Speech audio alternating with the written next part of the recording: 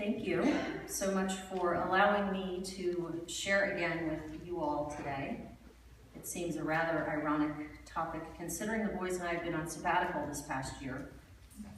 But as many of you know, we deeply treasure this community and have been very fortunate to maintain our relationships here. Ubuntu. It's an African term meaning I am because we are. I am what I am because of who we all are. Ubuntu is the deepest acknowledgement that I am here, that I only exist because of humanity, because of all of you and all that came before you. My thoughts, my actions, my energy, my essence are all the results of hundreds of thousands of years of thought and action and energy. I am the experiences and emotions of centuries of hardworking farmers in New York and Czechoslovakia, most of whom I never personally met. I am the experiences and emotions of an 11-year-old and a 7-year-old that I spend time with each day. I am a combination of the thousands of teachers and mentors that touched the lives of every teacher and mentor of mine. I am the energy of every smile sent in my direction and every tear that graced the cheeks of those who have cried on my shoulder. I am years of abuse passed down generation to generation. I am a survivor because we all are. Nelson Mandela described Ubuntu like this: I need you in order to be me, and you need me in order to be you. Ubuntu can also be described as the belief in a universal bond of sharing that connects all humanity, and that humanity is a quality we owe to each other.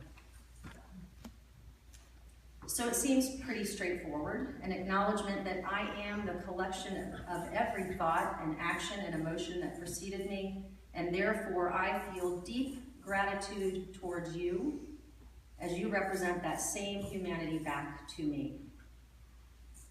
It also seems rather Buddhist, this idea of deep connection with others. And perhaps that is why I am remotely qualified to stand up here and talk about it. My own spiritual journey moved from childhood and young adult Catholicism to non-denominational Christianity to practicing Nichiren Buddhism, where I finally found God. And by God, I mean peace and connection and unconditional love. My only other qualification to share on Ubuntu today is my fascination with psychology, sociology, and anthropology. I may have even chosen one of these fascinating fields of study in college had I not been told repeatedly as a child, Caroline, you can be whatever you want when you grow up, as long as it's an engineer. This Ubuntu-type philosophy is not exclusive to Africa and Asia. There is a traditional Mayan greeting some of you may have heard, in Lak'Ech. It means, I am another you, or you are my other me. This poem by Valdez, regarded as the father of Chicano theater, describes this feeling of shared humanity. In Lak'Ech, tu eres mi otro yo, you are my other me. Se te hago daño a ti, if I do harm to you, me hago daño a mí mismo, I do harm to myself. Se te amo y respeto, if I love and respect you, me amo y respeto yo, I love and respect myself. So in Lak'Ech, Ubuntu, a deep respect for all of humanity, for I exist only through them. It's so nice in theory, isn't it? This ideal of compassion and respect towards all. But in practice, it becomes a little bit harder of a pill to swallow Because you know, it's hard to be nice to everyone, to respect everyone. Maybe if we had grown up in a culture that didn't glamorize power or war or Duck Dynasty, or if we had grown up in a culture with more patient drivers. So why does it seem that overall respect for humanity, let's call it peace, is easier for some cultures than for others? I did a little research on cultures where human kindness is more prevalent, and I discovered some fascinating things. The most peaceful societies are tucked into countries all over the world, in places like Malaysia, Africa, Egypt, Venezuela, Thailand, Mexico, India, and even the United States, specifically the Amish and the Hutterites. The following are excerpts from the website peacefulsocieties.org. Most of these nonviolent cultures have a wide range of strategies for promoting interpersonal harmony, building mutual respect, and fostering tolerance for individual differences. Although there are many differences in these cultures, they are largely egalitarian and treat their children in a relaxed and gentle way. They value cooperation over competition. Some are more isolated than others. Most have stable natural resources to draw on together. Now, I'd have to assume that these communities are not entirely without their problems. You may question their overall quality of life, but I must say, if you didn't know any differently, a barn raising is probably a hell of a good time. At the other end of the spectrum, the most violent cultures are not in the US, believe it or not.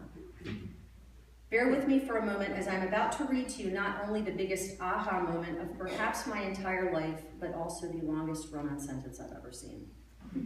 A geographical study by John DeMeo, first published in the 1980s, on the ancient historical origins of human violence and warfare, drawing upon global archaeological and anthropological evidence, presents substantial proof that our ancient ancestors were non-violent and far more social and loving than most humans today.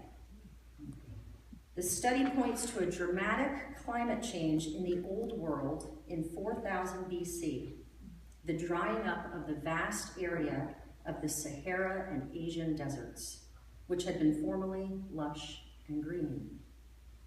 This resulted in famine, starvation, forced migrations, the abandonment of children when parents died, the need to compete for the few remaining resources, which did irreparable damage to the mental health of surviving generation after generation, pushing the earliest humans into violent social patterns, transforming their original peaceful and egalitarian social behavior into warlike and authoritarian social conditions, a trauma from which we have not yet recovered in over 6,000 years.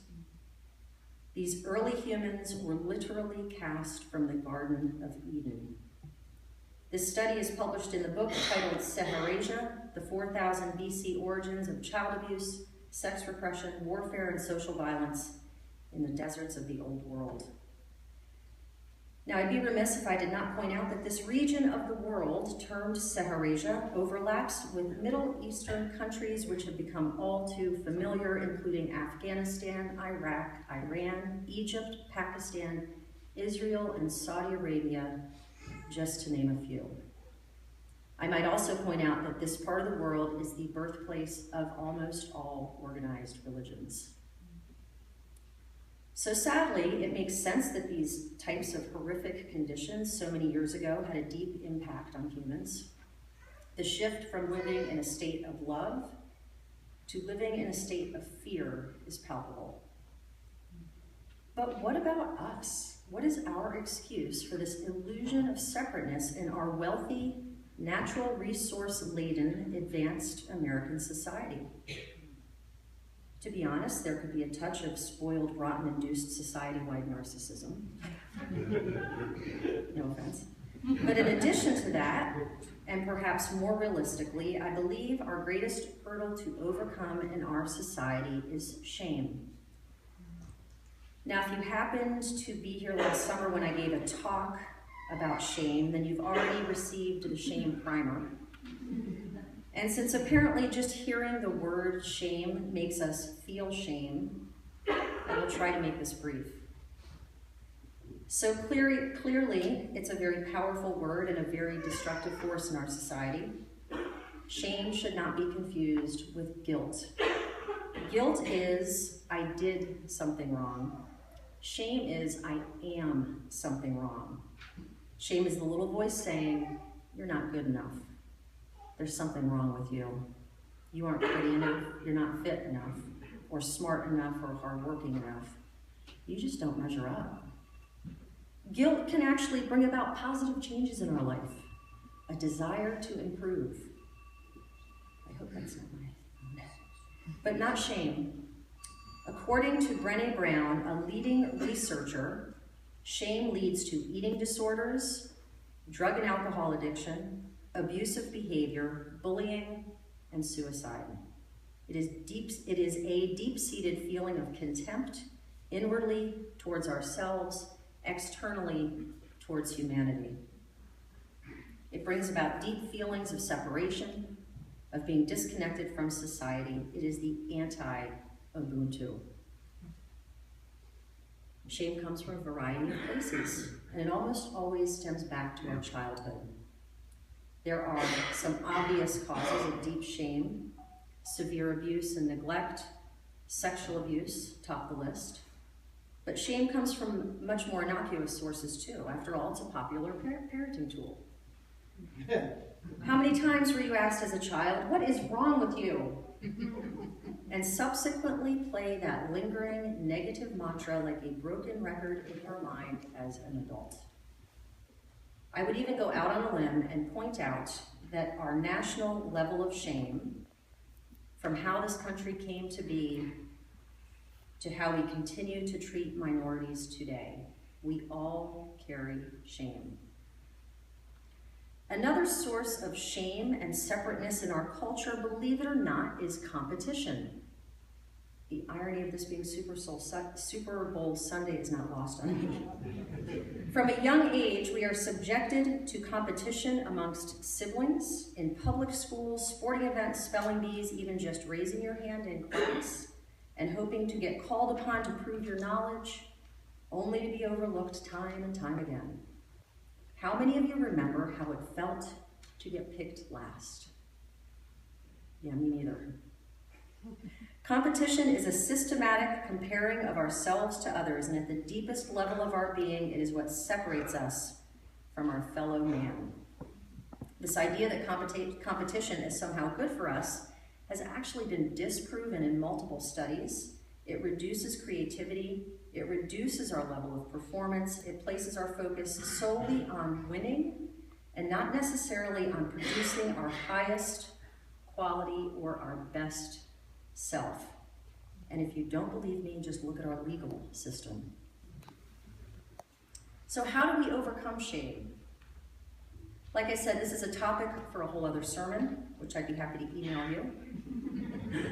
But here are some suggestions. First, please try using mantras or positive affirmations. I'm going to share a few with you today. They do work. I am proof. If at first they don't come naturally, pretend. Pre-intend. Our minds are very powerful. Put the intention out there as often as possible, and you will own it. Okay, so here we go. Overcoming Shame 101. First, forgive yourself. One of my favorite all-time mantras, or quotes I should say, is too simple to forget and a wonderful mantra. It goes like this: I did the best I knew at the time. When I knew better, I did better. Thank you, Maya Angelou. Or how about this one? I am enough. I am enough. Some of you may remember this mantra that I taught my kids. When they remind me of this, I know it's a good day. I am perfect just the way I am. I can make mistakes. They help me learn and grow. Another suggestion, practice empathy. It doesn't come naturally for all of us. It's okay to pretend, pre-intend, put the intention out there. Remember, we're all humans. We all make mistakes. We're all doing the best we can.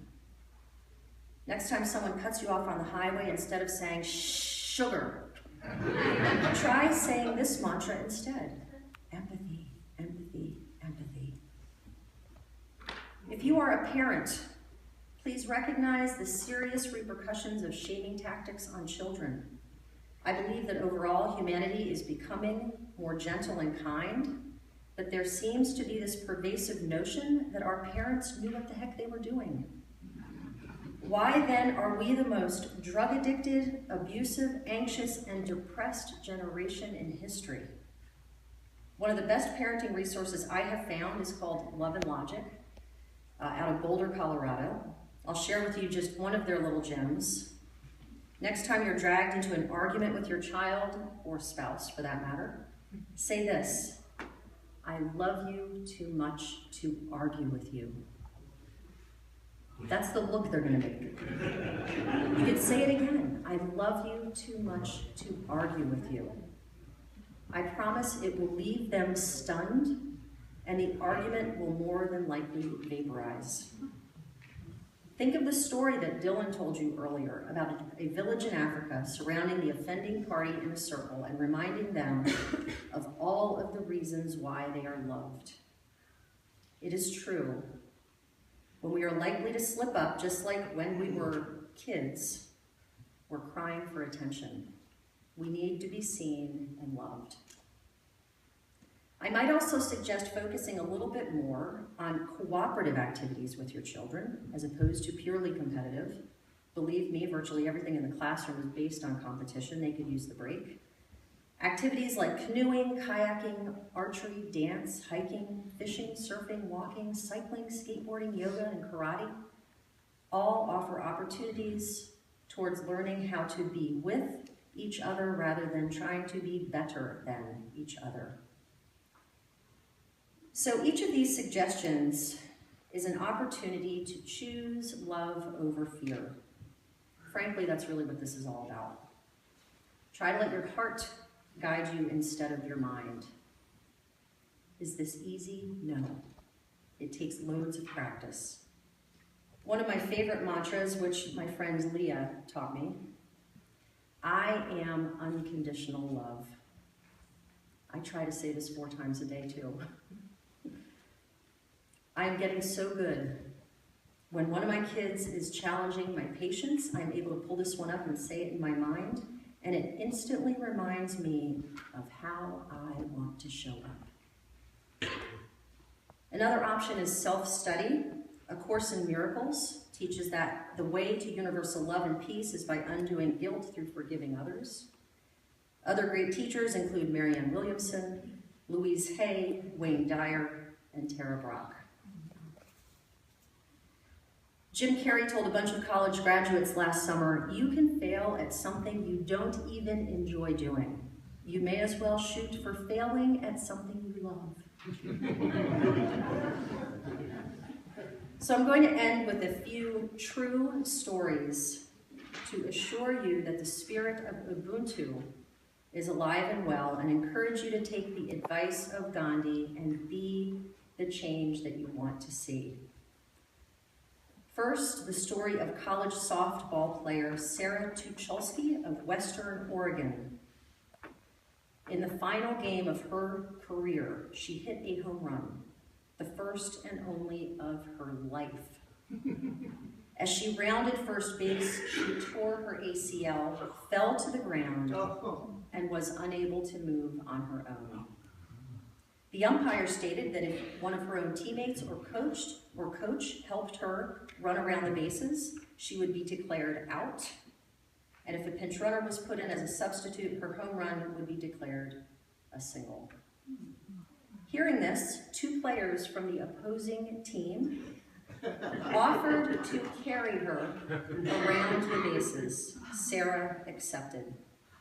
At each base, they gently lowered her to touch her left foot to the base, and they made their way around the diamond. Sarah got credit for her only career home run, and her team won the game. This is Ubuntu. 17-year-old Megan Vogel of Ohio won her first track event of the day, and during her second event, she fell behind in the race. As she neared the finish line, she came across another young runner from an opposing team whose legs had given out and who had fallen to her knees. Megan stopped, helped her rival to her feet, and carried her across the finish line, holding her in such a way that her rival actually crossed the finish line ahead of her. This is Ubuntu. A store owner in New York City that shared their electricity after Hurricane Sandy, allowing strangers to charge their cell phones for free outside of the store. This is Ubuntu. A 9-year-old girl in Colorado got in trouble at school for shaving her head bald to support her best friend who was being treated for cancer.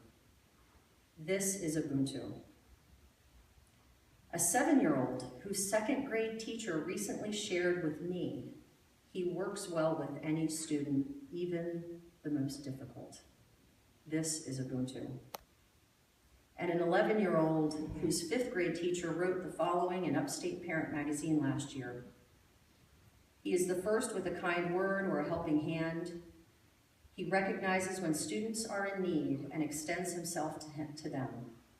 He is involved in all areas, but he never asks for attention. He doesn't get recognized often for what he does. He doesn't demand to be recognized. That attitude of others above self leaves a lasting impression on those who meet Dylan and get to know his character.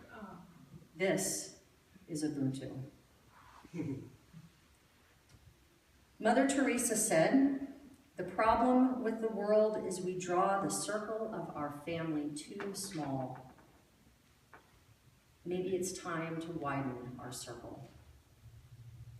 In Lak'Ech. Thank you.